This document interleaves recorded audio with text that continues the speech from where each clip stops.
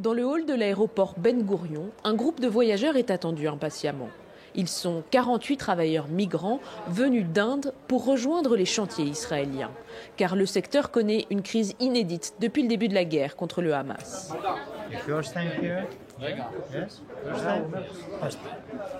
Bishek arrive de Dubaï, où il travaillait depuis plusieurs années. En Israël, on lui a promis un salaire 3 fois plus élevé, autant d'argent supplémentaire à envoyer à sa famille en Inde. En Israël, les gens sont beaucoup plus gentils et les salaires sont plus élevés. La guerre en ce moment en Israël devient moins présente. Et puis ce pays est puissant, alors nous n'avons pas peur. À peine descendus de l'avion, ces Indiens se voient offrir compte bancaire et carte SIM israélienne. Ils sont ensuite escortés par leurs nouveaux employeurs vers leur dortoir. Ces travailleurs indiens sont parmi les premiers à arriver en Israël depuis le début de la guerre le 7 octobre.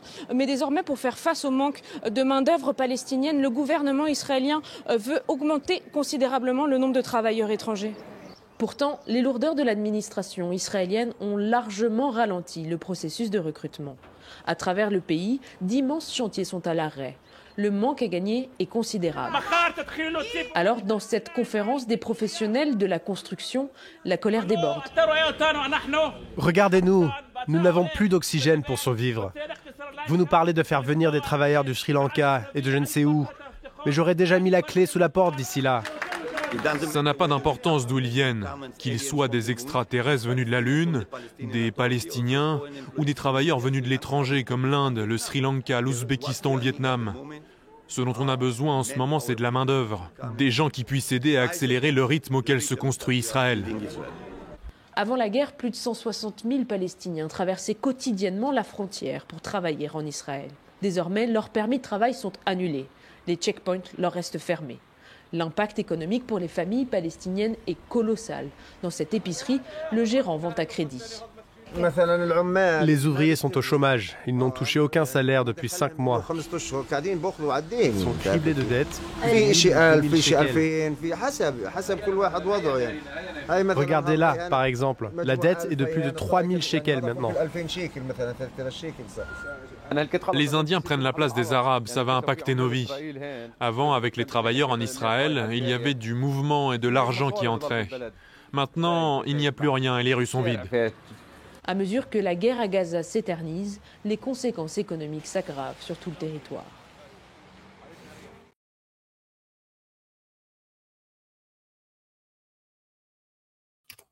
Hop, salam alaikum à tous, bonsoir tout le monde, j'espère que vous allez bien, content de vous retrouver ce soir pour cette énième chronique hebdomadaire avec Monsieur Jacob Cohen. Avant tout, je souhaiterais quand même souhaiter une excellente fête de l'Aïd à tous les musulmans, que la paix soit sur vous et qu'Allah accepte votre jeûne et vos doigts pendant ce mois sacré.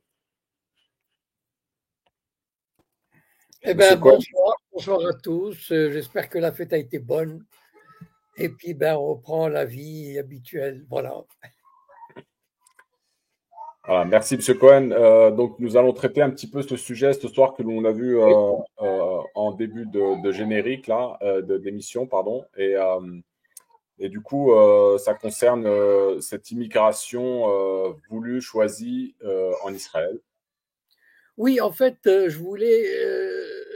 C'était la nouvelle parue ce matin dans un quotidien israélien, comme quoi ils allaient importer des dizaines de milliers de travailleurs d'Inde, de Chine, Bon, il y avait déjà les Philippins. Alors, les Philippines étaient connues pour être des aides-soignantes et des infirmières à la maison. Voilà, elles étaient très appréciées pour ça. Les Thaïlandais étaient appréciés pour l'agriculture, travailler dans les fermes et tout.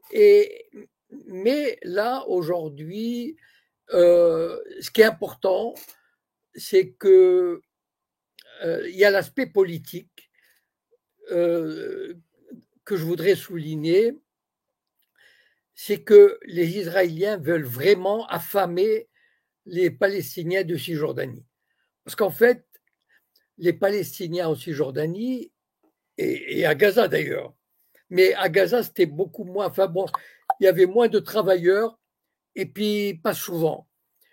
Mais Cisjordanie, il y avait, enfin, je sais pas, peut-être 100 000, 150 000 qui travaillaient quotidiennement. Et donc, c'est quasiment le poumon économique de la Cisjordanie. Il y avait 100 000 salaires, 150 000 salaires. Donc, ça permettait le fonctionnement de cette région. On payait avec les enseignants, les médecins, etc. etc. Mais d'ailleurs, c'est en parallèle avec ce qui se passe à Gaza, c'est-à-dire le désir des Israéliens, la volonté des Israéliens exprimée ou secrète, immédiate ou à long terme, c'est de vider cette région de ses habitants arabes. Et donc la Cisjordanie, ils vont s'y employer par l'étranglement économique. Parce que la Cisjordanie, toutes les frontières terrestres et aériennes sont absolument contrôlées par les Israéliens. Donc tout ce qui rentre et tout ce qui sort doit se faire avec l'aval des Israéliens, que ce soit les hommes ou les marchandises, évidemment. Et donc, ils peuvent très bien, en faisant venir pour des raisons de sécurité, soi-disant, mais en fait, les Palestiniens, les malheureux Palestiniens qui allaient travailler en Israël ne posaient aucun problème, n'ont jamais posé de problème. Bon, il pouvait y avoir un illuminé par-ci, par-là, mais finalement, en fait, c'était vraiment une population obéissante, soumise, parce qu'ils savaient très bien qu'ils n'avaient pas le choix. En fait, le moindre faux pas, et ils payaient très cher, je veux dire, la moindre indélicatesse, ils la payaient vraiment très cher. Donc, ils étaient corvéables à merci, ils se levaient à 4 heures du matin pour aller passer les checkpoints. Ils rentraient à pas d'heure le soir, ils dormaient peut-être 3-4 heures. Et donc, vraiment, ils étaient soumis. Et pourtant, les Palestiniens acceptaient ce système. Ils n'avaient pas le choix, de toute façon. Mais là, c'est justement pourquoi j'ai tenu à en parler. D'abord, pour dire la spécificité de cette société israélienne. C'est-à-dire, plus peut-être que n'importe quelle société occidentale, elle vit vraiment, c'est une société de patrons qui va faire venir des centaines de milliers de travailleurs étrangers. Certes, ils sont correctement payés pour leur pays d'origine. Et donc, ils vont être travailleurs, ils vont être obéissants, ils ne vont pas faire de problème. Ils retourneront chez eux au bout d'1 an ou 2 ans, si on veut. Et donc, comment dire, d'ailleurs, dans le reportage, on l'a souligné, c'est que je crois, il y a eu énormément de harcèlement, de tueries en Cisjordanie pendant ces 6 derniers mois. On a profité de la guerre à Gaza pour prendre des maisons, pour tuer. Il y a eu, je crois, 450 assassinats de Palestiniens en Cisjordanie, mine de rien. Voilà. Et des incursions. Et donc, le but de ces travailleurs, c'est de dire aux Palestiniens, démerdez-vous. Voilà. Il n'y a pas de travail chez nous. Mais qu'est-ce qu'ils peuvent faire, ces Palestiniens, sauf à partir à l'étranger? Voilà. En fait, ils vont les pousser à la famine, au chômage, au désœuvrement. Et ces Palestiniens qui, tant bien que mal, vivaient dans leur maison, dans leur terre, dans leur environnement, ben ils vont se dire, qu'est-ce qu'on va faire? On ne va pas crever de faim. Donc, ils vont demander à partir. Mais une fois qu'on quitte la Cisjordanie pour aller habiter ailleurs, c'est sans espoir de retour.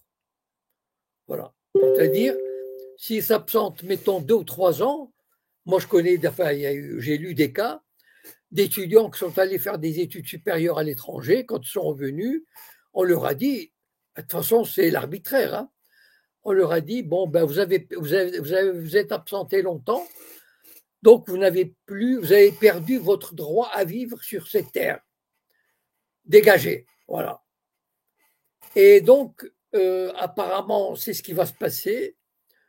Des dizaines de milliers de familles, surtout des gens qui ont des diplômes, enfin des métiers, ils vont vouloir aller dans les pays du Golfe ou peut-être en Australie, enfin je ne sais pas. Donc en fait, le but de ces travailleurs étrangers, de l'importation de ces travailleurs étrangers, c'est comme ils ont l'intention de le faire à Gaza, c'est de vider. Bon, peut-être qu'ils vont pas vider, ils peuvent pas vider toute la Cisjordanie, mais en tout cas, ils peuvent en vider une partie. Voilà. Et voilà, donc le nettoyage ethnique, malheureusement, se poursuit avec cette guerre. Et je terminerai en disant que les Arabes israéliens, leur tour viendra un jour. Voilà. C'est-à-dire aujourd'hui, ils sont citoyens israéliens, mais j'aimerais pas être à leur place. D'ailleurs, ils doivent le ressentir. Et ça ne doit pas être très agréable pour eux, parce qu'ils peuvent très bien, les sionistes, une fois qu'ils auront vidé en partie ou en totalité les territoires palestiniens, ils s'attaqueront à eux. Voilà. Aujourd'hui, l'atmosphère en Israël, c'est la purification ethnique. Voilà.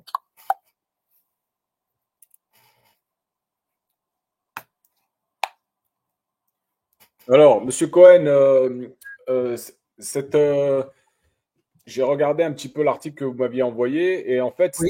ça va être proposé la semaine prochaine, je crois, hein, au Parlement en Israël pour justement faciliter l'arrivée de ces étrangers-là. Oui, C'est oui, la- non, mais oui, oui. Non, mais enfin, je veux dire, tout est prêt pour les accueillir. Enfin, je veux dire, le pays s'apprête, il y a eu des contacts avec les pays concernés. Je veux dire, c'est quelque chose qui se prépare depuis un moment. Et donc, ça se fait déjà et ça va se faire à grande échelle, oui. Et c'est aussi pour pallier justement à cette main-d'œuvre palestinienne qui ne Non, sera c'est un plus. faux prétexte. C'est C'est un un faux faux prétexte. prétexte. C'est un faux prétexte parce que la population palestinienne, elle est prête à travailler. Je vous ai dit qu'elle n'a jamais posé de problème de sécurité. Mais c'est un faux prétexte. C'est-à-dire, ils disent oui, il y a la guerre, donc on ne peut pas se permettre, etc. Mais en fait, la réalité, c'est que on veut plus de ces gens-là. Voilà. Il faut leur dire, enfin, ils veulent leur dire que votre place n'est plus ici. Démerdez-vous. De toutes les façons, qu'est-ce qu'ils peuvent faire sinon en Cisjordanie, il n'y a rien. Je veux dire, le pays, la Cisjordanie est contrôlée, quadrillée, surveillée par, euh, par l'armée israélienne, par les services de renseignement. Donc, voilà, qu'est-ce qu'ils peuvent faire? En tout cas, une bonne partie, à mon avis, cherchera à aller travailler ailleurs, tout simplement pour faire vivre leur famille. Voilà. Alors, quand on peut le constater que Israël fait partie de ces puissants de ce monde qui justement facilitent l'immigration d'étrangers pour toutes ces tâches que les Israéliens ne veulent plus faire, tous ces travaux dans les chantiers voilà. Donc il y a vraiment une volonté politique d'immigration. Oui, c'est une société qui est parmi les plus développées en Occident. Elle d'ailleurs fait partie de l'OCDE. Et je crois que la proportion d'étrangers, peut-être, elle est même très importante par rapport à d'autres pays, c'est-à-dire surtout avec ceux qui vont arriver. Donc, ça couvre énormément de secteurs. Là, il y a la construction, il y a l'agriculture, il y a les aides-soignants, les aides à domicile, dont j'ai parlé, qui sont quasiment dévolues aux Philippines, aux Philippines. Et donc, en fait, c'est tout un réseau qui est en train de monter, en particulier avec les pays asiatiques. Et donc, Israël offre des salaires quand même assez pour ces pays-là. Quand on offre 1 500 € par mois, c'est le Pérou. Je veux dire, le mec, au bout d'un an, il économise, je ne sais pas, l'équivalent de 10 ou 15 ans en Inde ou ailleurs. Voilà, donc ils peuvent travailler 10 heures par jour. Enfin, je veux dire, ils seront payés, c'est pas le problème. Mais, disons, la prospérité israélienne s'appuie sur ces travailleurs, sur ces centaines de milliers de travailleurs étrangers, oui. Alors, avant de donner la parole, bon, il est descendu, moi-même. Moi, comment dirais-je, qu'est-ce qu'on peut penser ou qu'est-ce qu'on peut imaginer? À quoi est voué le peuple palestinien aujourd'hui, maintenant, son avenir? Non, à mon avis, hein, le peuple palestinien, aujourd'hui, à partir du 7 octobre, le système sioniste a décidé d'expulser, de nettoyer le maximum ces territoires du maximum de Palestiniens. Voilà. Donc, d'une certaine manière à Gaza et d'une autre manière en Cisjordanie. En Cisjordanie, en semant la terreur, mais aussi en les affamant, en leur donnant pas de travail, parce que les Israéliens sont les maîtres de l'économie palestinienne. Voilà. Et donc, le but, c'est évidemment, bon, ils ne vont pas les expulser parce que ça serait mal vu, etc. Mais que voulez-vous qu'une famille palestinienne, si elle peut trouver du travail ailleurs, eh bien, ils vont aller ailleurs. Voilà. Et en allant ailleurs, au bout de 2-3 ans, ils perdent leur droit à vivre. Enfin, l'autorité occupante décide que cette famille-là n'a plus le droit de résider en Cisjordanie. Voilà. Et malheureusement, le drame de ces Palestiniens, c'est que l'autorité palestinienne collabore avec l'occupant sioniste dans cette politique. Voilà, c'est terrible à dire, mais malheureusement, l'autorité palestinienne, moi je l'appelle la nomenclatura palestinienne. Ça veut dire qu'il y a quelques milliers qui dirigent l'autorité palestinienne, qui sont au pouvoir politique, économique, sécuritaire, qui gagnent pas beaucoup d'argent, fait qui gagnent bien leur vie et qui ont des avantages délivrés par l'occupant sioniste. Et malheureusement, voilà, ils acceptent, ils collaborent, de gré ou de force. Je m'en fiche. L'essentiel est là, c'est que voilà, l'autorité palestinienne collabore avec ce système. Alors, je le répète, salam alaikum à tous, bonsoir tout le monde aux arrivants. N'hésitez pas pour celles et ceux qui veulent réagir sur le sujet ou même d'autres sujets d'actualité. Monsieur Cohen vous répondra volontiers. N'hésitez pas sur TikTok à prendre la parole aussi. Monsieur Cohen, par rapport à l'actualité, on a vu récemment donc des fils d'un des chefs politiques du Hamas qui ont été tués dans un raid. Oui, trois fils, 3 des fils, et qui avaient des enfants. Ils avaient des enfants avec lui, avec eux. Et bon, apparemment, d'après ce que j'ai lu et entendu dans les médias israéliens, c'est que ça a été fait de manière délibérée. Voilà. C'est-à-dire, ils ont considéré ces fils comme des terroristes. Voilà. C'est-à-dire, ils sont allés même jusqu'à dire ils étaient en train de préparer un attentat. Bon, enfin, je ne sais pas comment. Ils roulaient en voiture. Voilà. Bah, qu'ils amènent au moins les preuves de ces dires. Oui, mais de toute façon, ils font ce qu'ils veulent. Non, mais ça, de toute façon, en fait, ce qu'ils disent, c'est surtout, comment dire, en direction de leur population. Alors, ça sert à la propagande israélienne. La propagande israélienne vis-à-vis de la population, c'est de leur dire les étrangers s'en fichent. Bon, à la limite, que vous croyez ou pas, ils n'en ont rien à fiche. Mais par contre, vis-à-vis de la population israélienne, ils leur disent voilà, nous sommes des gens bien, on les a tués parce que voulez-vous, ils préparaient un attentat. Donc, il a fallu les éliminer. Bon, ils avaient des gamins avec eux, eh ben, c'est le prix à payer. La guerre, c'est comme ça, etc. Voilà. Alors, Monsieur Cohen, il y a une ou deux questions là et un Oui. commentaire sur le chat, je vais vous le lire. Donc, Monsieur Cohen, vous nous présentez la situation comme définitive. Israël colonisateur, génocidaire, criminel de guerre, va continuer donc à prospérer. Je ne le souhaite pas et ne le crois pas. Donc ça, c'est votre voilà, c'est votre, Non, mais, un peu votre analyse sur la situation présente. euh, non, mais moi, pour moi, c'est. Enfin, en tout cas, je suis réaliste, lucide et cynique. Voilà. Je n'exprime pas ce que je souhaite. Je n'exprime pas un idéal. Je tente d'exprimer une réalité. Maintenant que cette réalité ne plaise pas, j'en suis navré. Mais malheureusement, la réalité est là de toutes les façons. Voilà.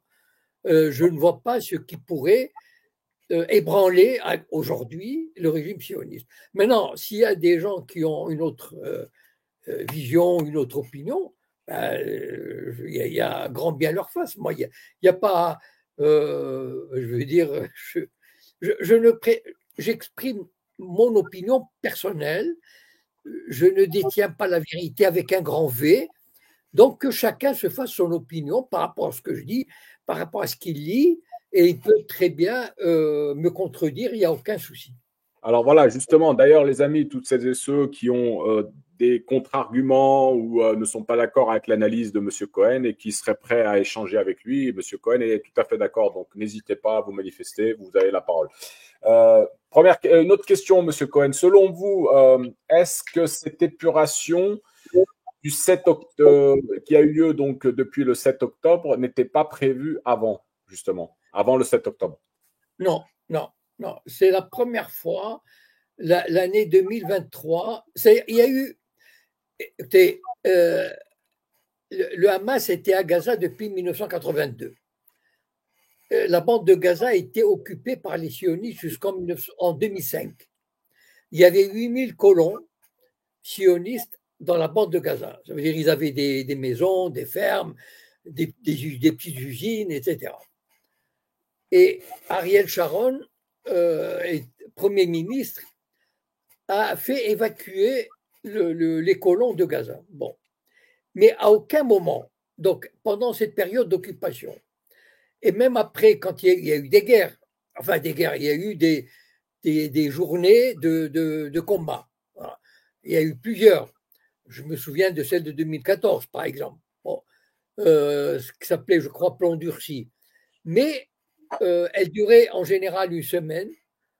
Et il n'y a jamais eu, d'abord, il n'y a jamais eu de destruction massive d'hôpitaux, d'universités, d'institutions publiques, des navires de pêche.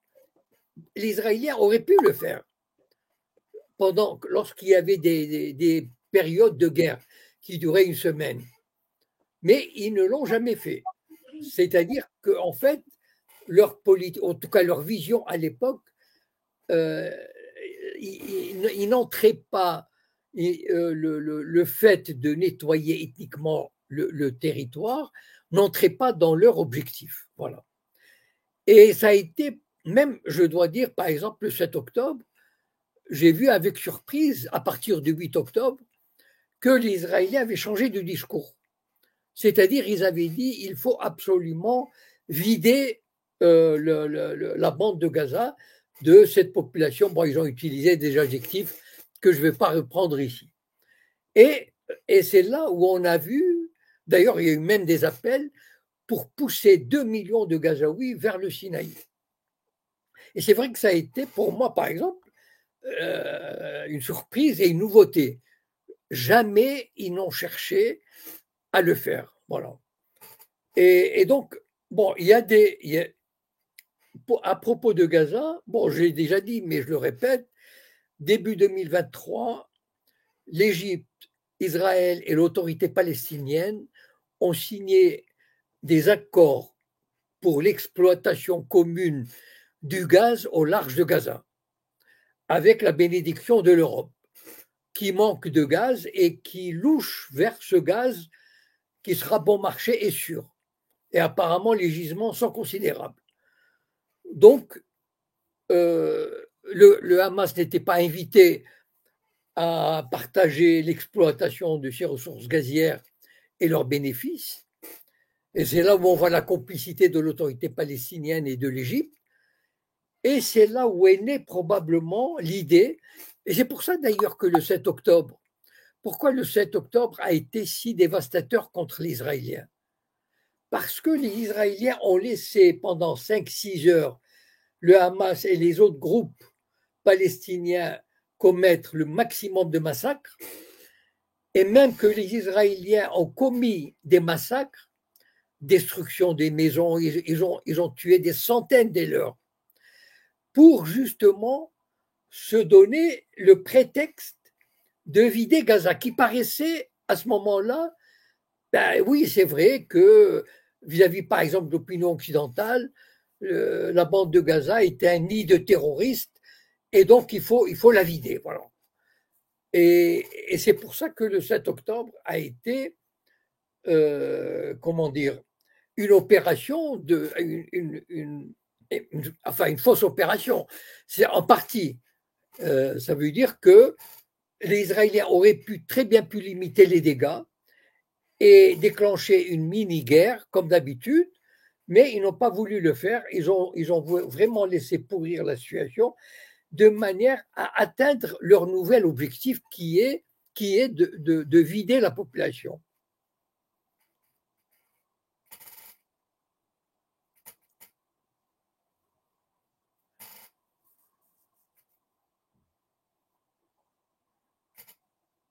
Micro, excusez-moi, M. Cohen. Je disais, il y a un commentaire là qui dit par rapport à cette épuration ethnique, des plans ont été écrits dès 47-50, dès 1947-1950. Oui, mais non, mais même dès les années 30, je pourrais vous le dire. Mais ça concernait le territoire occupé par Israël. Voilà. C'est-à-dire que Israël n'a jamais cherché à vider Gaza à l'époque, ni à vider la Cisjordanie qu'elle n'occupait pas. D'accord? Donc, effectivement, il y a eu un nettoyage ethnique de 95% des habitants arabes du territoire occupé par Israël. Voilà. Ça, c'est un fait, bien sûr. Mais même en 67, lorsqu'Israël a occupé Gaza et la Cisjordanie, elle n'a jamais cherché à vider ces territoires de leurs habitants. Bon, pour toutes sortes de raisons, en tout cas, elle ne l'a jamais fait. Elle ne l'a jamais tenté. Peut-être au compte-gouttes, bien sûr, mais il n'y a jamais eu de politique délibérée, mais massive. C'est ça, bien sûr, il aurait pu y avoir, il y a toujours des cas, des dizaines, des centaines de cas où on expulse des gens, où on ne laisse pas revenir, etc.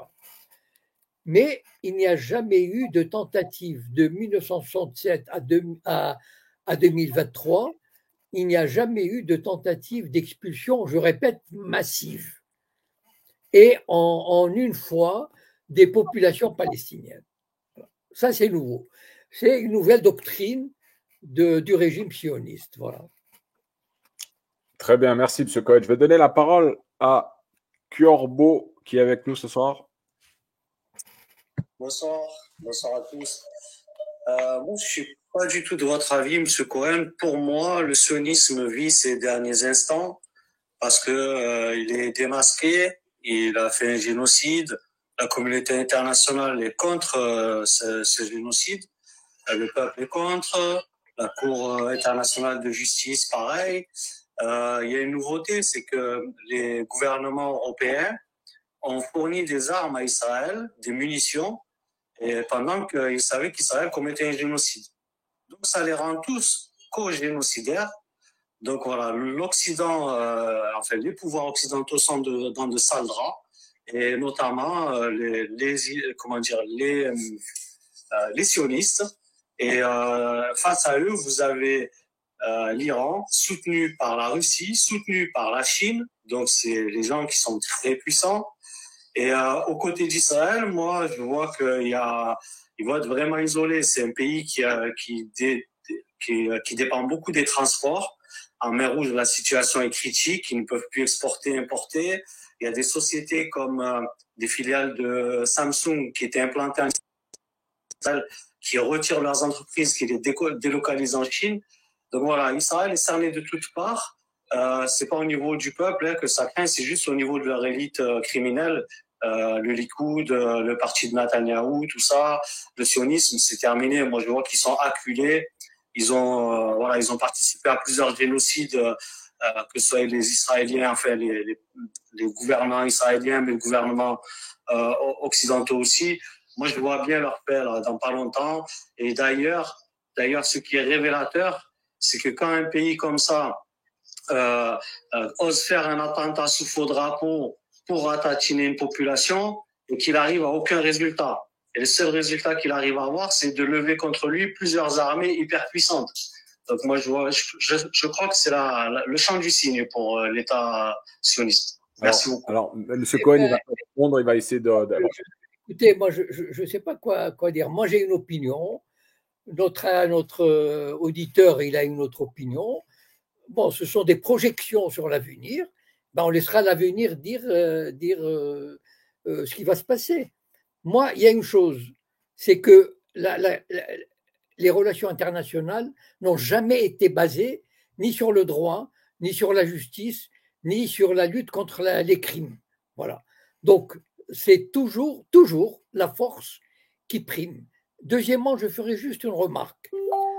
Ni la Russie, ni la Chine n'ont aucune envie et ne feront, et à mon avis, enfin, on verra, hein, pour moi, la Chine et la Russie ne lèveront jamais le petit doigt au risque d'une guerre pour obliger Israël à respecter le droit. Voilà. Voilà, bon, après je respecte les opinions de chacun. L'avenir dira ce qui va se passer. Voilà. Il n'y a aucun souci. Quand il s'agit de la Russie et de la Chine sur le dossier d'Israël-Palestine, ils sont clairement du côté de la défense de la Palestine, parce qu'ils sont verbalement. Ils se sont positionnés, même sur le plateau du Golan. Il y a déjà l'armée russe, l'armée officielle russe, qui a planté son drapeau et qui a construit une base. Attends, 2 secondes. La pression 2 secondes, Corbeau. Monsieur Cohen, juste, il rebondit, vous lui répondez derrière, il n'y a pas de souci. Oui, non, mais j'allais répondre, mais bon, il a fini? T'as fini, Corbeau, ou vas-y. Oui, tout à fait. C'était juste pour rappeler que là, c'est factuel. Les Russes et les Chinois sont clairement du côté de la Palestine contre Israël. Et ils ont même fait des commentaires de l'air de dire on n'a pas peur. Est-ce que je peux répondre? Allez-y, monsieur. Ils sont du côté de la Palestine sur le plan diplomatique. Voilà. Ils n'ont, à ma connaissance, ils n'ont pris aucune sanction économique, commerciale, diplomatique, militaire, rien du tout. Donc, sur le plan diplomatique, mais ce n'est pas ça qui va gêner aux entournures les Israéliens. Voilà. Pardon, M. Cohen, juste un dernier rebond, si vous permettez. Quand l'armée iranienne traverse tout l'Irak et la Syrie pour aller se placer sur le plateau du Golan, quand on a un pays comme Israël acculé, pensez-vous qu'il est sage de laisser se rapprocher l'armée iranienne jusqu'au plateau du Golan?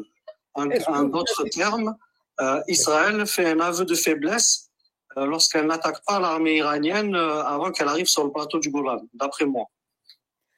Est-ce que vous avez vu l'armée iranienne sortir de ses frontières pour se rapprocher d'Israël? Voilà, c'est les infos qu'on a, hein. C'est les infos qu'on a.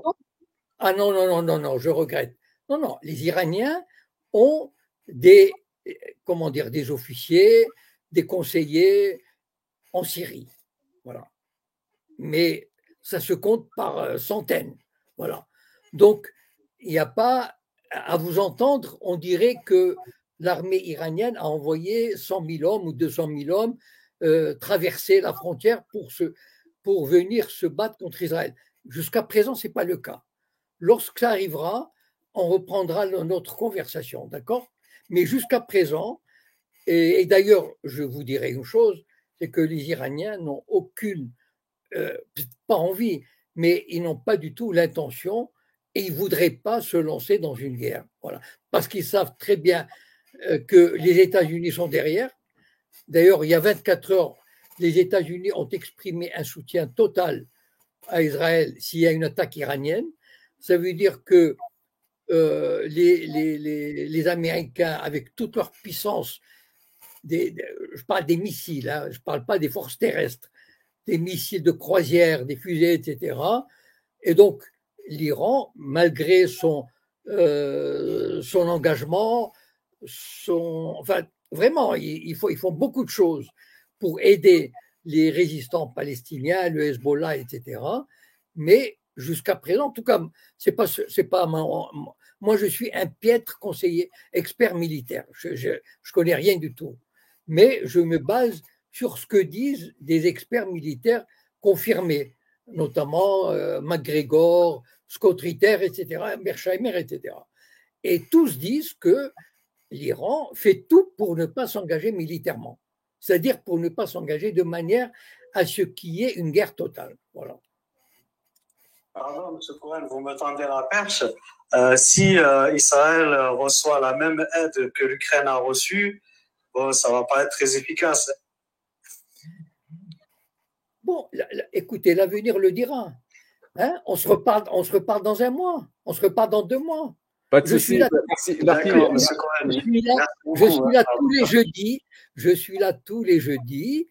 Et j'aimerais bien avoir tort, vous savez. Je vous assure. Hein. J'aurais souhaité vous dire oui, Israël, c'est fini, machin, etc.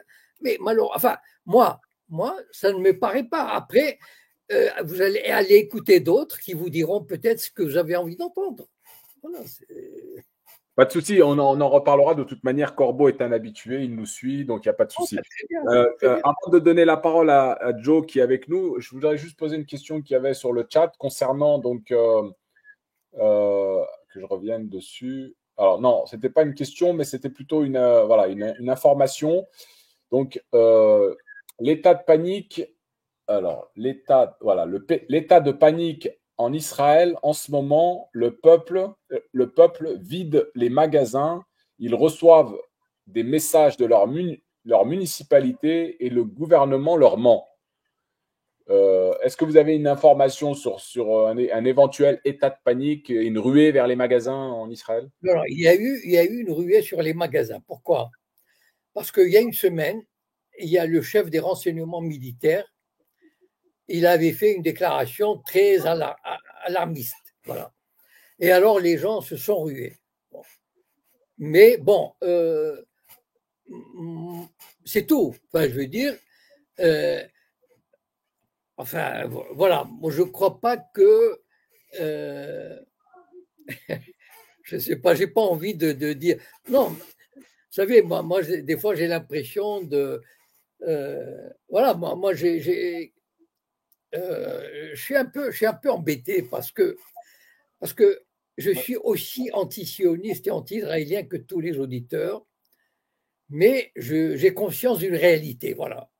Je connais ce pays, je connais les gens, j'ai des contacts, etc. Et je ne voudrais pas tromper en tout cas, à mon avis, hein, tromper les auditeurs en allant dans leur sens et en disant ce qu'ils ont envie d'entendre. Voilà. Ok, merci. Alors, Corbeau, une dernière réaction? Vite fait, altitude. Vas-y. Ouais, s'il te plaît, merci beaucoup. Ça me tient à cœur cette réaction parce qu'en fait, nous, Maghrébins, Français, les gens qui ont du cœur, quelque part, ils veulent tous le bien des Palestiniens, mais aussi des Israéliens. On veut juste se débarrasser de ce sionisme qui nous mène à la guerre, qui fait un génocide, mais après, on peut vivre en paix avec toutes les cultures et toutes les religions. Voilà. Et je comprends votre attachement affectif à la terre d'Israël, etc. Mais bon, si l'État doit changer pour devenir un État palestinien et qui accueillerait aussi les personnes juives, voilà, il n'y a pas de souci, quoi. Vous aurez toujours le droit d'aller à Israël et puis de vivre en paix là-bas, quoi. Et pour le moment, la paix n'est pas garantie. Et c'est à cause du sionisme. Donc, ce qu'on voudrait, nous, quelle que soit la nationalité, mais quelqu'un qui nous débarrasse de ce sionisme, et on sait très bien que ce sionisme travaille pour la mafia mondialiste. Alors, c'est notre vœu le plus cher pour amener la paix. Merci beaucoup. Je vous dis bravo et je vous souhaite, enfin, j'espère que vous y arriverez. Voilà.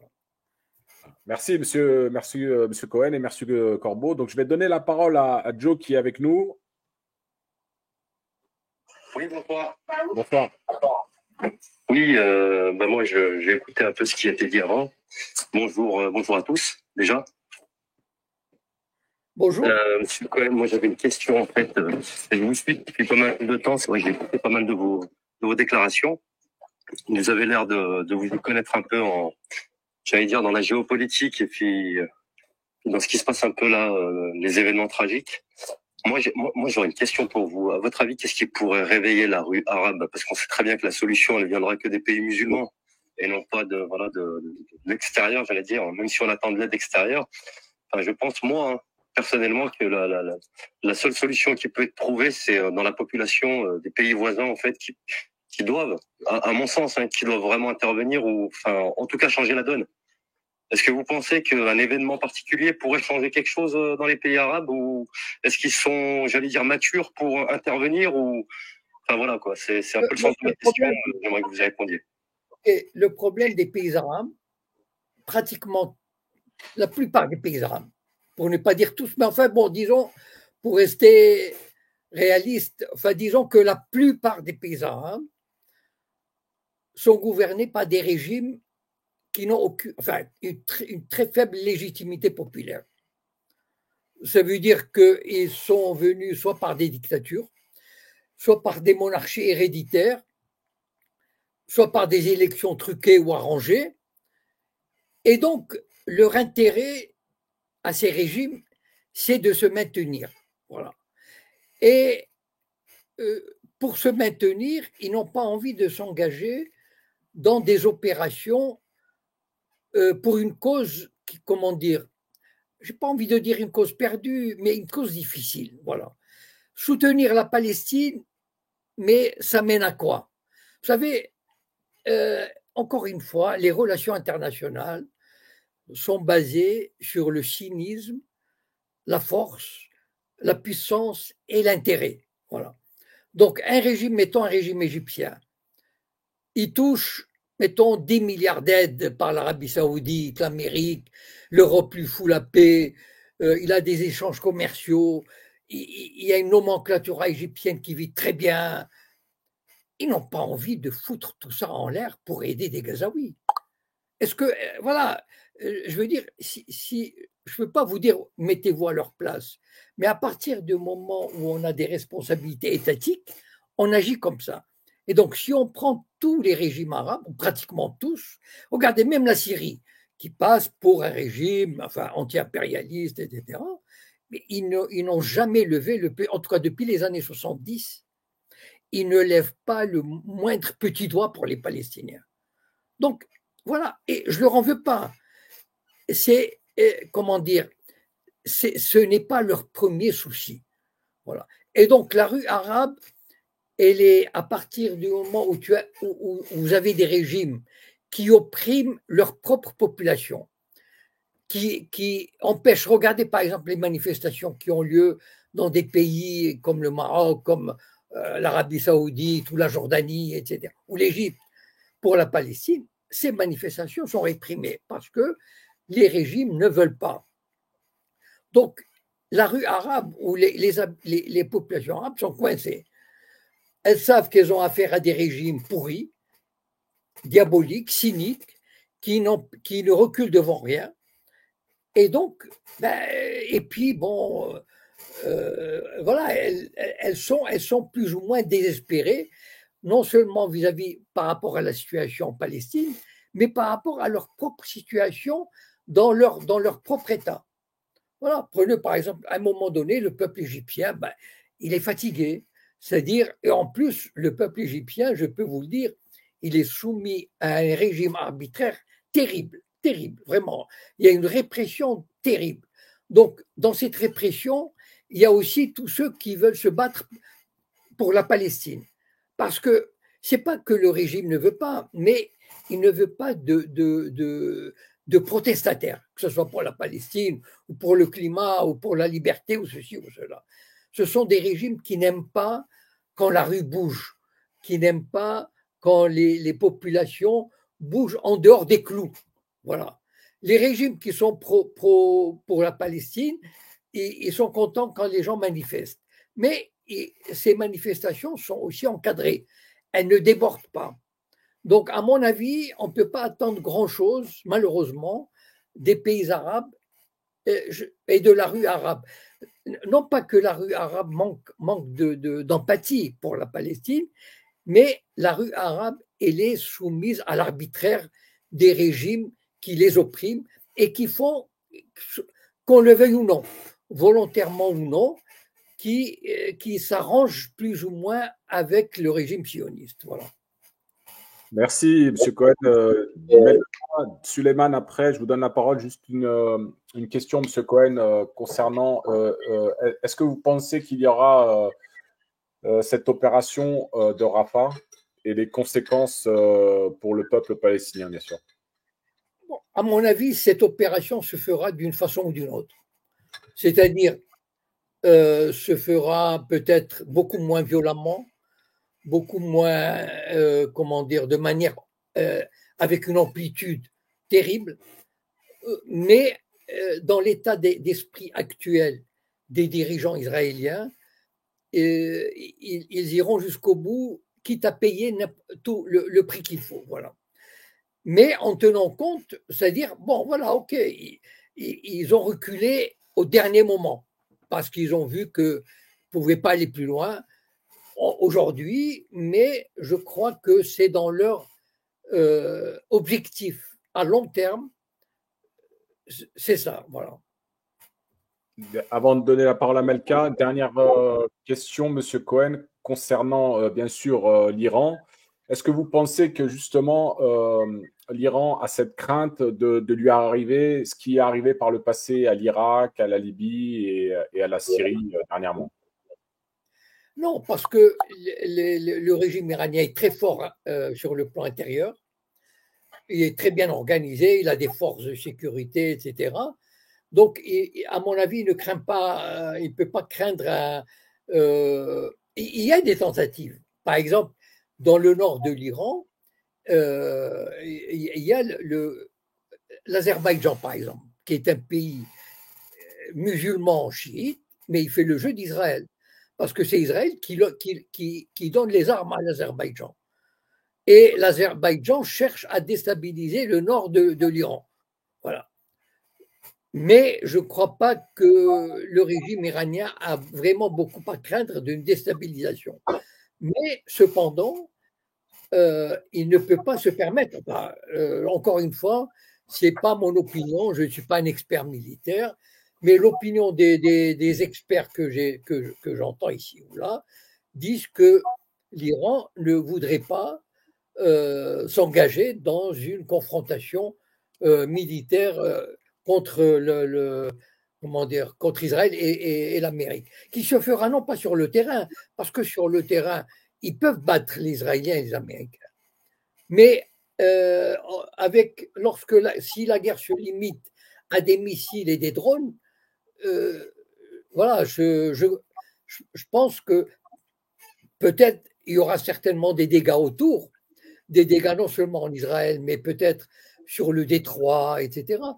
Donc, moi, personnellement, je ne crois pas à une guerre. Voilà. C'est-à-dire que ni les États-Unis, ni l'Iran n'ont intérêt à ce qu'il y ait cette guerre. Voilà. Et donc, c'est Israël qui pousse, mais je ne crois pas que les États-Unis, et même ni leurs alliés, comme l'Arabie saoudite, etc., voudraient voir cette guerre, qui serait fatale pour toute la région. Mais ça n'empêche pas qu'il y ait, comment dire, comme un peu des coqs qui gueulent. Enfin, voilà. Oui, je vais faire ceci, je vais faire cela. Voilà. Mais à mon avis, l'Iran répliquera, mais d'une manière beaucoup plus subtile et beaucoup plus discrète à l'attaque qu'elle a subie en Syrie. Voilà. Mais moi, je ne crois pas à une guerre. Voilà. Ok. Je pense qu'il y a trop d'intérêt en jeu pour tout le monde, sauf peut-être pour les Israéliens. Voilà. Mais sinon, les autres, surtout les pays du Golfe, qui craignent une guerre générale qui détruirait leurs installations pétrolières, qui fermerait le détroit de la mer Rouge, etc., ce serait une catastrophe pour énormément de monde. Très bien, merci M. Cohen. On va donner la parole à Belka, qui est avec nous. Alors d'abord, je tenais à vous souhaiter à tous et à toutes bonsoir. Salam alaikum à tous les frères. Monsieur Cohen, je voulais d'abord aussi vous remercier de nous consacrer du temps dans cet échange que vous faites régulièrement tous les jeudis. Et c'est avec grand plaisir que j'ai à converser avec vous ce soir. Merci. Je voulais vous soumettre, une idée de pensée que j'avais tout récemment par rapport au peuple palestinien. C'est-à-dire qu'aujourd'hui, on les voit quotidiennement dans une grande résilience, dans une grande foi. Je pense qu'ils, de leur côté, ils ont tout compris par rapport à la situation, à leur situation. Je pense que vous êtes plus à même de pouvoir nous en parler d'ailleurs. Comme vous l'avez expliqué, ils n'attendent rien des pays, que ce soit occidentaux ou frères comme l'Égypte ou l'Iran. Moi, je les vois aujourd'hui comme des gens qui se considèrent un peu comme des martyrs, qui n'attendent de salut que dans leur foi et que dans le dénouement de cette guerre, en sachant qu'ils savent très bien que personne ne les aidera. Je pense que c'est dans la douleur Je pense que c'est dans la douleur qu'ils savent qu'ils vont pouvoir sortir de cette situation, malheureusement, et qu'il n'y en a pas d'autres. Et que durant ces prochaines semaines et ces prochains mois, on aura encore des victimes. Et que Israël, de son côté, est dans une situation dans laquelle, je pense, il ne peut plus faire machine arrière. Et notamment le gouvernement israélien est prêt à tout pour aller jusqu'au bout, quoi. Je ne sais pas ce que vous en pensez. Je suis tout à fait d'accord avec la résilience des Palestiniens qui est remarquable. Et d'ailleurs, même les Israéliens, ils utilisent le terme en arabe et ils appellent ça soumoud, c'est-à-dire cette forme de résistance passive, d'acceptation. C'est un mot qui est entré dans leur vocabulaire. C'est connu et d'ailleurs ils le reconnaissent et quelque part ils le rendent hommage pour cet état d'esprit de résistance passive, tranquille. On peut leur faire ce qu'on veut, mais ils sont toujours là, ils ne quittent pas leur terre, leur maison, ils s'accrochent, quoi qu'on leur fasse, etc. C'est vrai, voilà, ça c'est un fait, mais malheureusement, je crains que cette fois, si on passe à la vitesse supérieure, j'ai peur que, je veux dire qu'il est, quand on voit c'est ça aussi le machiavélisme israélien, c'est que pourquoi ils se sont appliqués à détruire toute forme de vie à Gaza, toute forme de vie à Gaza. Ils ont dynamité toutes les administrations, ils ont dynamité les mosquées, ils ont dynamité le palais de justice, dynamité les universités, les crèches, les écoles. Pourquoi? Parce qu'ils savent qu'ils connaissent l'état de résistance, l'esprit de résistance des Palestiniens et qu'ils sont prêts à repartir de zéro partout. Mais en détruisant, bon, ils ne lâcheront peut-être probablement pas, mais malheureusement, ça sera vraiment difficile de reconstruire une société, de reconstruire, lorsque tout a été détruit. Enfin, je ne sais pas, quand on voit les destructions, quand on voit ça veut dire qu'il n'y a pratiquement plus de bâtiments publics debout. Alors, moi, je me pose des questions. D'ailleurs, enfin, c'est ça le machiavélisme israélien qui a voulu vraiment détruire, en tout cas, le maximum de ce qui pouvait donner aux Palestiniens encore une envie de résister, une envie de repartir, une envie de reconstruire. Voilà. Alors, on verra comment ça va se passer avec toutes les destructions et malheureusement qui ne sont pas finies. Voilà. C'est-à-dire les malheurs des Gazaouis ne sont pas encore terminés malheureusement. Et enfin, voilà, enfin, je ne sais pas si vraiment cet esprit de résistance qui est admirable depuis 70 ans continuera, enfin, c'est pas qu'il ne s'éteindra pas, mais dans quelle mesure, dans cette atmosphère où tout est détruit, et puis où Israël conservera malheureusement les clés, les clés d'entrée de toutes les marchandises. C'est ça le problème.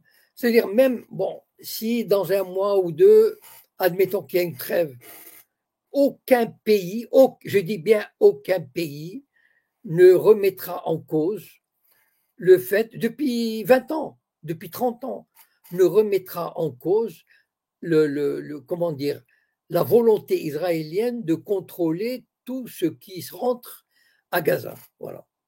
Et malheureusement, aucune force, aucun pays n'a tenté, sauf la Turquie en 2010, avec la flottille Marmara, qui a voulu forcer le blocus de Gaza et qui l'a payé cher d'ailleurs.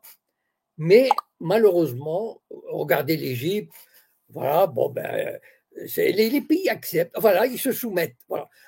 Je ne vais pas rentrer dans les causes aujourd'hui, mais c'est un fait. Voilà.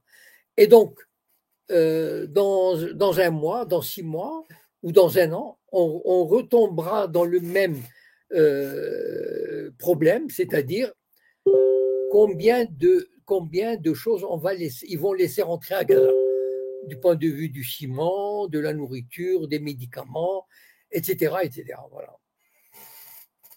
Alors, merci à toi, Melka, mais il y a pas mal de monde, je vais faire tourner. Il n'y a pas de souci. En tout cas, merci de m'avoir fait monter. Et je vous remercie aussi, M. Cohen, d'être parmi nous ce soir. Voilà, donc je vais donner la parole à Souleymane et après on a quelqu'un qui est avec nous sur YouTube, donc je donnerai la parole aussi sur YouTube. Souleymane, salam alaikum. Wa alaikum salam wa rahmatullahi wa barakatuh wari. Barakallahu fikum, on m'a fait monter. Aïd comme Moubarak. Bonsoir à tous. Bonsoir à vous, monsieur Jacob Cohen. Je ne vais pas cacher ma joie de parler avec vous directement et l'honneur que j'ai de parler avec vous et de vous poser des questions.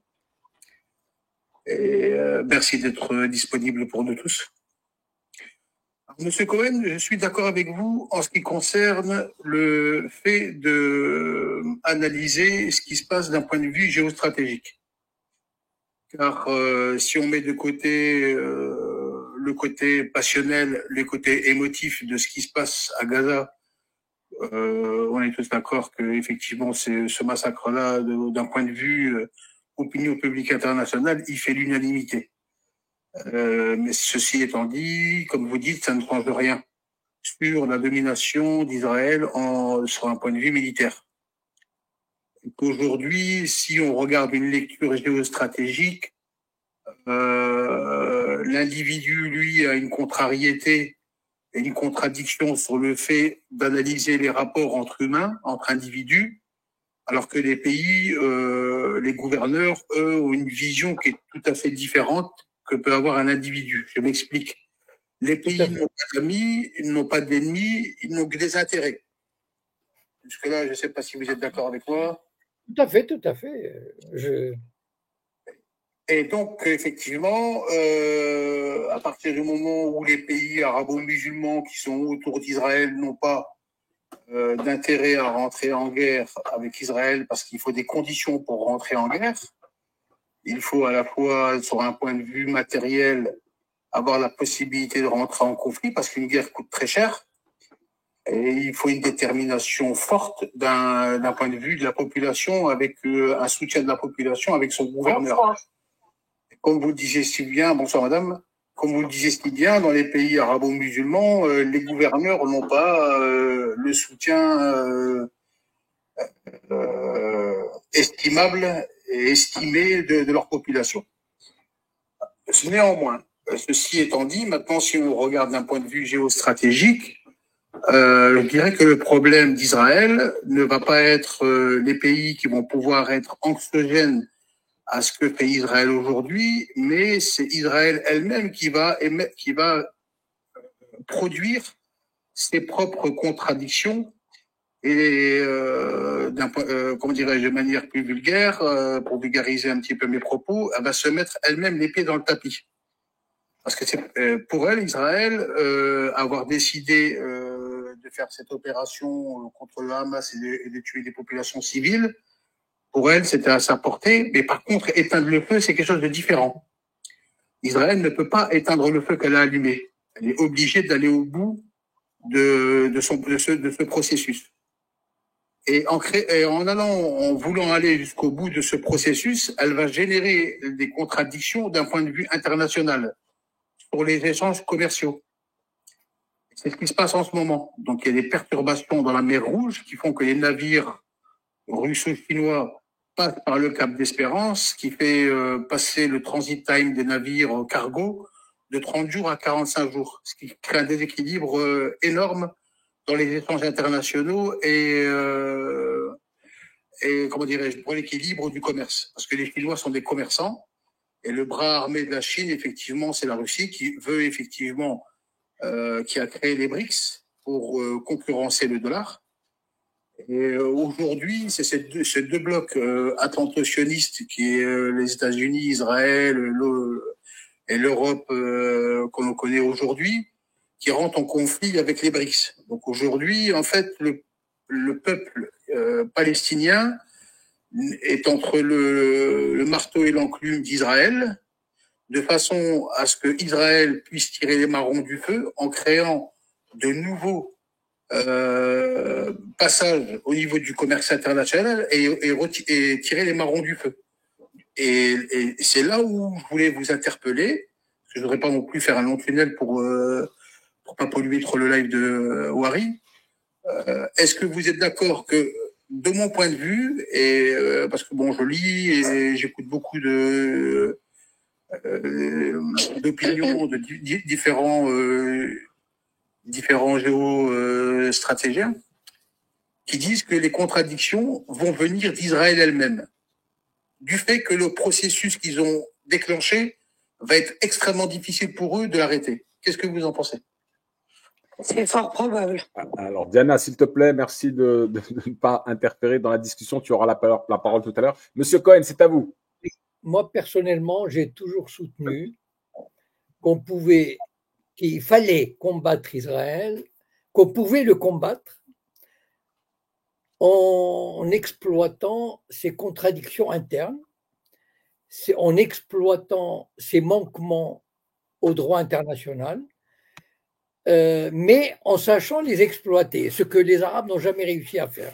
Voilà.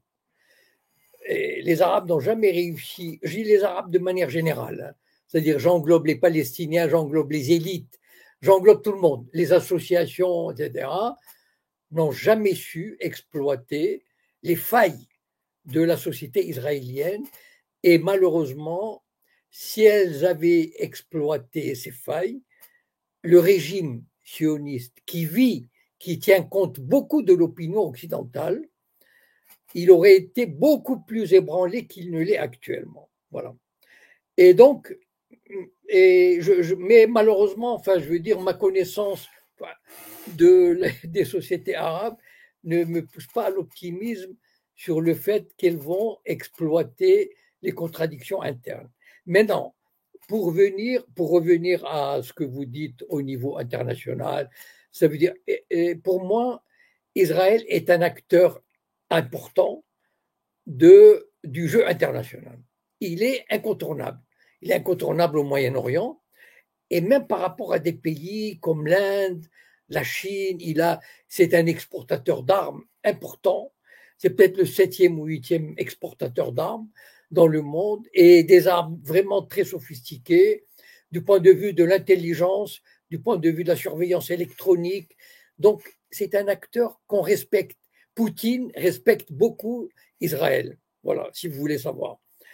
pendant les dernières années, il a toujours eu des rapports très respectueux, très clairs, mais très respectueux avec Netanyahou. Donc, vous savez, dans le jeu international, on ne va pas se mettre à dos un État voyou. Israël est un État voyou, très bien, bon, d'accord, mais est-ce qu'on a les moyens de l'abattre? Non. D'abord, c'est une puissance nucléaire. Voilà. Et donc, je ne connais pas beaucoup de pays qui se diraient comment? Non, ben, je suis désolé, c'est une puissance nucléaire et donc il est incontournable. Voilà. Et donc, on fait avec. Voilà. Malheureusement, s'il y a des problèmes pour le transport des marchandises, etc., vous savez, il y a beaucoup de pays, il y a beaucoup de sociétés, il y a des Sayanim qui sont implantés dans les plus grandes sociétés d'import-export, de banques, qui viendraient en aide aux Israéliens. Vous savez, Israël, juste pour vous donner une idée, je me souviens, j'ai lu cette nouvelle-là. Je crois que c'est le mois dernier, Israël a reçu 1,5 milliard de dollars d'aide uniquement des communautés juives de l'étranger, c'est-à-dire des achats de bons, d'obligations, etc. Donc, il faut pas croire que les gens vont se dire oh là là, ils nous posent des problèmes. Il faut avec, c'est-à-dire ils voient le rapport de force, voilà. Et le rapport de force, et puis c'est un pays qui n'a pas, les gens le savent, enfin les gens, les services secrets, les dirigeants européens le savent, les dirigeants américains le savent. Ce sont des gens, les sionistes sont des gens qui n'ont aucun scrupule. Ils peuvent vous faire un attentat sous faux drapeau.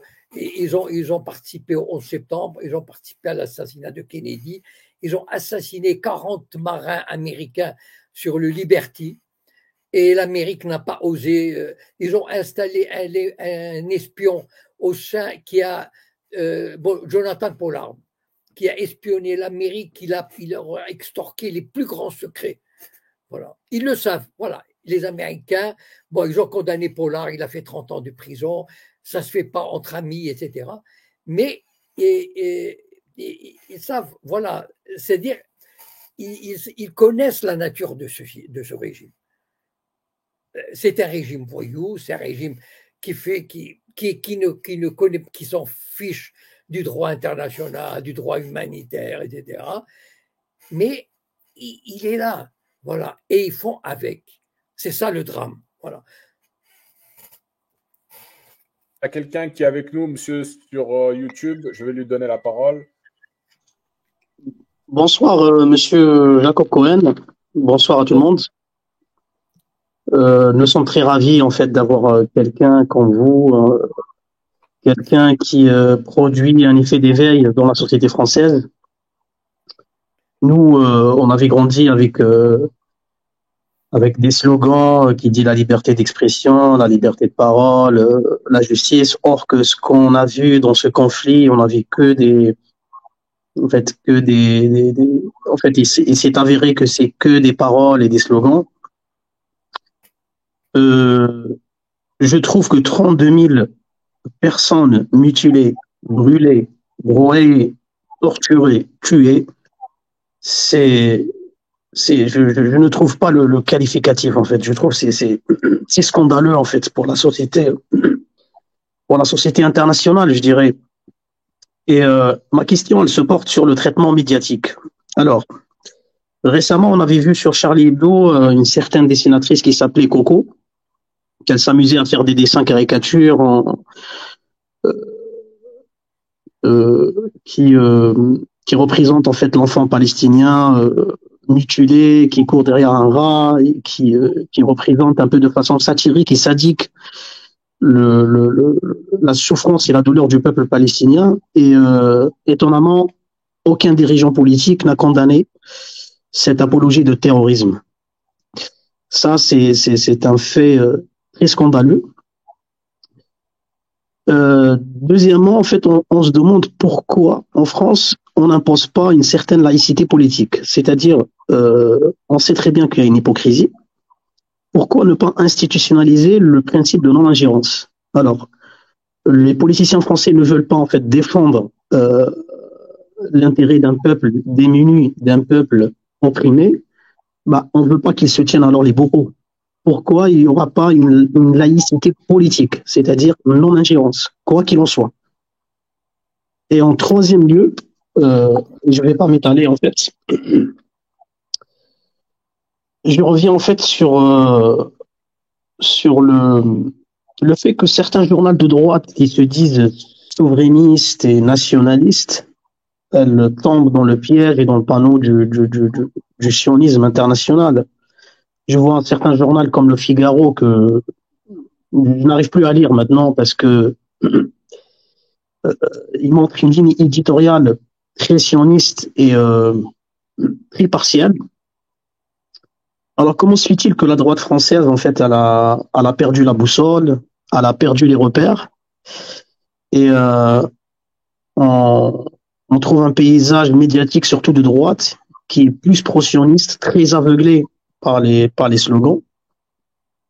Est-ce que cela, c'est un effet, je dirais, d'infiltration, d'un lobbying, ou est-ce que c'est un effet d'une ancienne haine anti, enfin, j'allais me dire c'est quoi le rapport, mais je dirais en fait c'est toujours la haine de l'autre, du migrant, du musulman, et par conséquence, ils trouvent que pour eux en fait le sionisme c'est un, c'est une sorte d'échappatoire.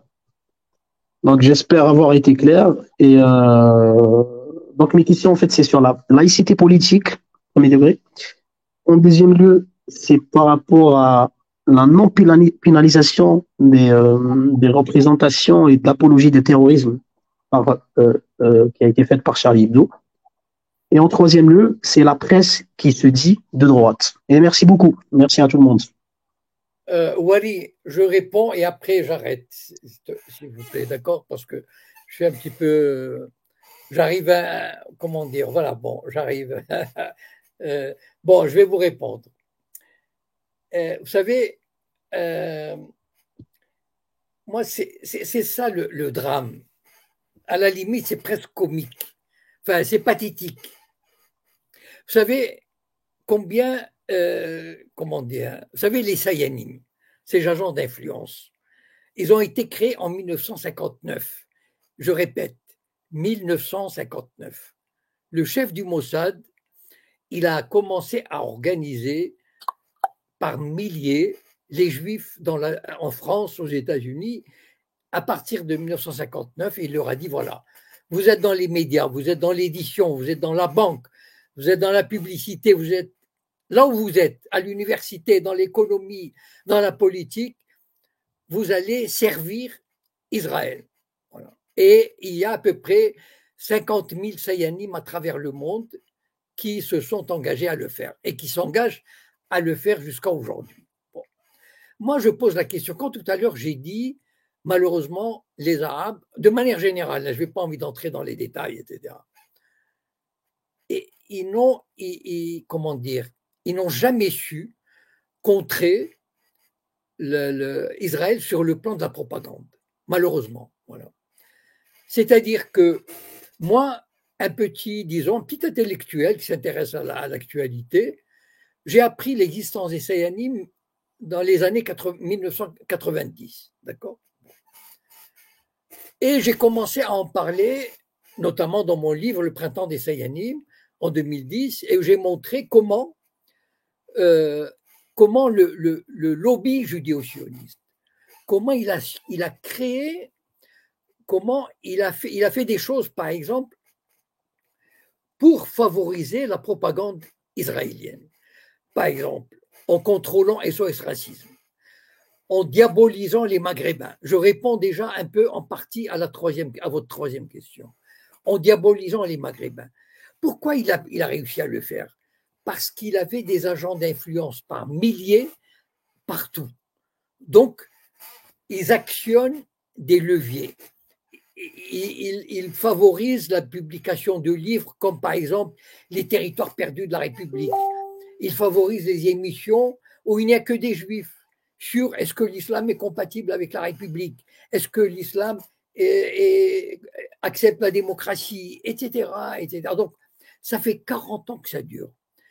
Et malheureusement, en face, et malgré, vous savez, j'ai fait une conférence à Marseille en 2015, je regrette de le redire, l'histoire de la jupe, par exemple, la journée de la jupe, il n'y a pas de réaction. C'est ça le drame. Donc, il y a d'un côté, il y a toute une organisation importante, diabolique, bien organisée, structurée. Ils sont même chez les francs-maçons. Dans les printemps des Sayanim, je raconte l'histoire de Youssef El Kouen, un maghrébin de 35 ans qui est très content d'entrer dans le Grand Orient. Il se dit, voilà, j'ai réussi mon intégration en France. Et il apprend à ses dépens le malheureux qu'il va, parce qu'il a osé critiquer ce qui était tout à fait maçonniquement légitime, le fonctionnement d'une loge judéo-sioniste. Donc, j'ai montré toute la, comment dire, ce qui se passait derrière. Comment, par exemple, il y avait une organisation. Là, aujourd'hui, par exemple, on veut faire interdire Urgence Palestine. Mais dans le roman Le Printemps des Sayanim, j'ai montré qu'il y avait une association qui s'appelait SOS Palestine. Je ne sais pas si elle existe en réalité, mais disons, j'ai imaginé ça. Toutes les combinaisons pour la faire interdire, et ils arrivent à la faire interdire. Et malheureusement, toutes ces tentatives de réveiller les consciences, de pousser à la résistance, et à la résistance intelligente, hein, encore une fois. Ce n'est pas la résistance d'aller dans la rue et de crier. Bon, ça ok, c'est pas mal. Mais malheureusement, quand on a en face une organisation, une armée de 40 000, 50 000 Sayanim dans le monde, ça pèse très peu. Voilà. Donc en fait, ce qu'il y a, c'est que pourquoi la droite en France, Le Figaro, etc. D'abord, ils ont été, c'est vrai, vous l'avez dit, il y a la rancœur contre les pays arabes, notamment l'Algérie, qui a chassé les Français. Vous savez, je me souviens d'un célèbre antisémite qui s'appelait, bon, le nom m'échappe, je suis désolé. Vous savez, ces antisémites qui ont collaboré avec Vichy, etc. Enfin bon. Et il était passé sur une émission avec Chancel, Jacques Chancel. Enfin bon, les jeunes ne connaissent pas, mais dans les années 60, 70, c'était une. Mais on peut revoir ces émissions. Hein. Jacques Chancel est extraordinaire. Enfin bon, il a interviewé l'élite de la France, voilà, que ce soit des écrivains, des philosophes, etc. Et il avait interviewé ce type de droite. Et il a dit, vous savez, mais vraiment l'antisémite, qui a échappé à la mort après la guerre, enfin bon, l'antisémite, mais ancré, hein. Et il a dit, la défaite des Arabes en 67 m'a réconcilié avec les Juifs. Je suis devenu sioniste parce qu'ils ont donné une tannée aux Arabes. Donc, il y a ce sentiment anti-arabe qui est très présent, qui était très présent en France. Il ne faut pas oublier la chasse aux bougnoules dans les années 50, les couvre-feux, les bavures. Il faut entendre Coluche parler des bavures contre les Arabes, etc., etc. Mais ce sentiment aurait pu s'atténuer, aurait pu disparaître. Mais malheureusement, il a été exploité par Regardez par exemple un type comme Golnadel, Gilles William Golnadel. Bon, je ne sais pas si vous connaissez, mais voilà un Sayan qui a fait un travail extraordinaire. Dans quel sens? C'est pour répondre à votre troisième question. C'est-à-dire, il a développé un langage, il a développé des réflexions, soi-disant, qui correspondent à l'image d'une France catholique, traditionnelle, etc., donc anti-islamique, et il a ramené à lui des franges entières de gens de droite, la bonne droite catholique française, qui s'est mise du côté d'Israël. Voilà. Et donc, c'est tout ce travail qui a été fait depuis 60 ans. Maintenant, on se réveille et on se dit, oh là là, les médias, mais c'est pas possible. Mais oui, mais ça fait 60 ans que les sionistes travaillent les médias. Ça fait 60 ans qu'ils travaillent, qu'ils contrôlent l'édition, qu'ils contrôlent la publicité. etc., etc. Donc, il faut, voilà, donc le résultat est là. Le cinéma, enfin, bon, Hollywood, il est pourri entre les mains. Regardez par exemple Hollywood, pour vous donner juste une idée. Il y avait le metteur en scène qui a gagné l'Oscar d'or, là. Enfin, je sais pas, un British. J'ai oublié le titre de son film. Bon. Il a fait une déclaration contre le génocide israélien. Bon. Mais 2 jours après, il y a 450, je répète, 450, le gratin de Hollywood, le gratin, le sommet de Hollywood, producteurs, acteurs, financiers, enfin, exploitants, ils ont condamné les déclarations de ce type. Mais ça signifie quoi? C'est pas seulement la condamnation, mais c'est un avertissement. Ça veut dire que, attention, celui-là, bon, il a gagné un Oscar d'or, etc. Bon, on peut lui passer. Mais gare à celui qui va venir après qui va nous emmerder. Mais qu'ont fait les autres? Je pose la question. Qu'ont fait les autres, c'est-à-dire les Arabes? Qu'est-ce qu'ils ont fait depuis 60 ans pour s'opposer à cette… Voilà, c'est comme ça qu'il faut poser. C'est comme ça que je pose le problème. Et ce qui me rend malheureusement désespéré, parce que je ne vais pas revenir là-dessus, bon, mais toutes les tentatives que j'ai lancées, que d'autres ont lancées, ben, elles tombent à plat. Et donc, il ne faut pas s'étonner que le lobby sioniste règne en maître en France et dans les pays occidentaux. Voilà. Ça a été fait depuis 60 ans et maintenant ils récoltent les fruits de leur engagement. Eh bien, moi j'attends, j'espère que d'autres vont se réveiller de l'autre côté et s'organiser. Voilà. Écoutez, je vous remercie. À mon avis, alors, attendez, Diana, s'il te plaît, avant de… Voilà. Je vous remercie.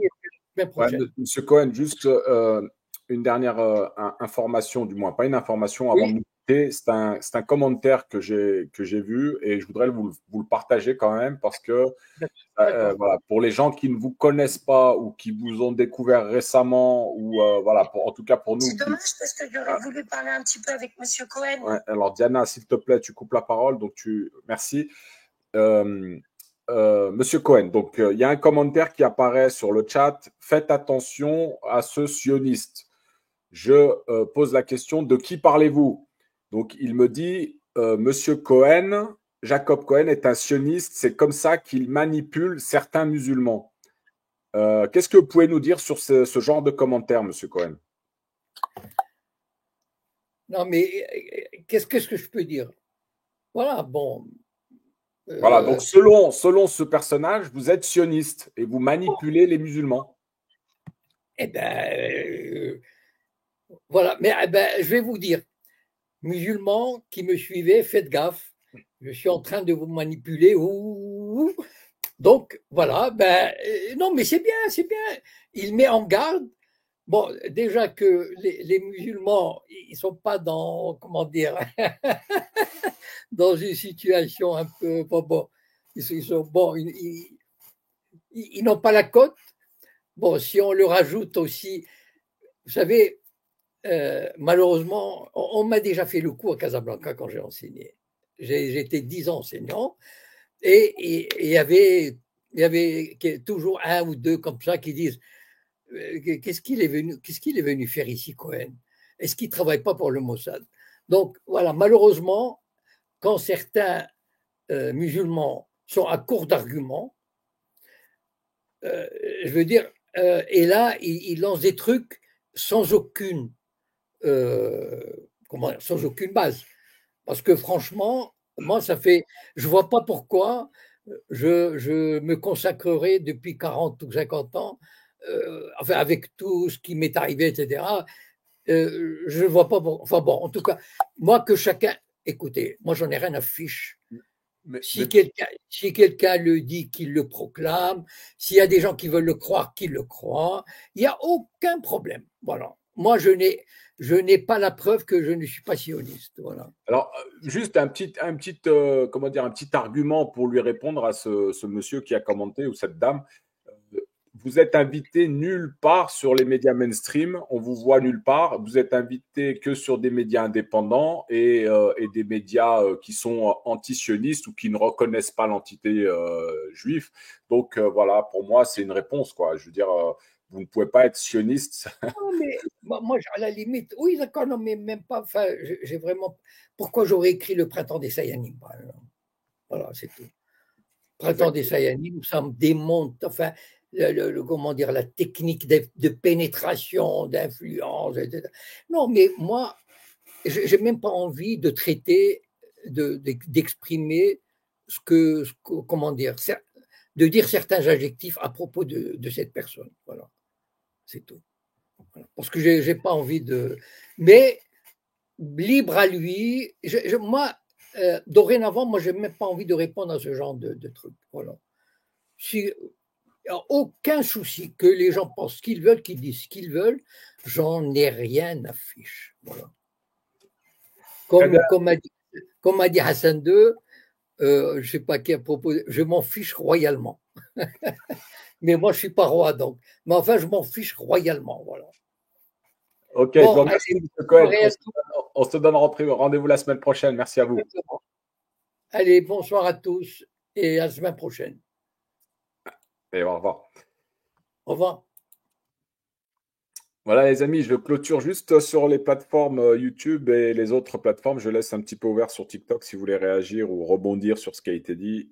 Je fais juste la fin de mon émission sur YouTube. Je tenais juste à rappeler, bien sûr, les amis, une petite pensée pour nos frères et sœurs palestiniens et bien sûr notre sœur Nabila Kilani, qui a dû quitter le nord de la bande de Gaza pour se réfugier près de la frontière égyptienne. Et aux dernières nouvelles, elle est toujours en vie, Dieu merci. Elle faisait un travail humanitaire, donc n'hésitez pas pour celles et ceux qui veulent soutenir. Vous avez un lien en description de la vidéo, on participe, un petit geste financier. Ça ira directement pour Nabila Kilani qui est sur le terrain. Et pour celles et ceux qui ne peuvent pas, partagez le lien, parlez-en autour de vous. Voilà, ça peut toujours être un soutien pour Nabila, notre sœur. Voilà, le petit clip de fin, celui que vous aimez tous, je vous le mets et je vous donne rendez-vous certainement mardi avec Jean-Michel Vernochet et jeudi prochain avec Jacob Cohen. Salam alaikum à tous, bonne soirée.